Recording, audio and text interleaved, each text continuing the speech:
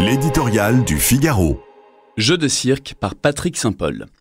Dans n'importe quelle élection démocratique, la condamnation d'un candidat dans une affaire criminelle à 5 mois du scrutin lui porterait un coup fatal. Mais Donald Trump n'est pas n'importe quel candidat. Et dans un pays aussi polarisé que l'est l'Amérique aujourd'hui, chaque camp se retranche derrière ses convictions. La sanction n'empêchera pas Trump de concourir et comme le prédisent la plupart des politologues, il y a fort à parier que l'issue du procès Stormy Daniels n'influera qu'à la marge le vote du 5 novembre prochain.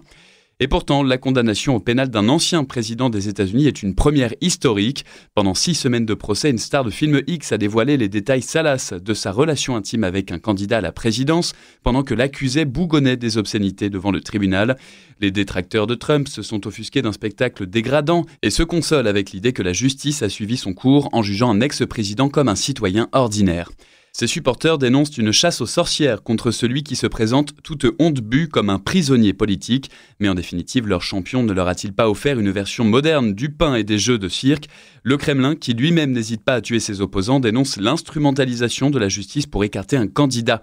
Condamné pour avoir voulu pervertir le cours d'une élection en achetant le silence d'un témoin dans une affaire gênante, Trump rétorque qu'influencer le cours d'une élection, c'est l'essence même de la démocratie.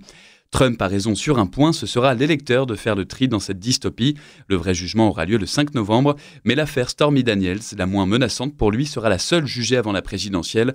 L'ex-président n'aura pas à faire face aux accusations beaucoup plus sérieuses portant sur les événements du 6 janvier 2021, selon lesquels il a participé à une conspiration pour inverser le résultat du vote de 2020. En cas d'échec, le respectera-t-il en 2024 ?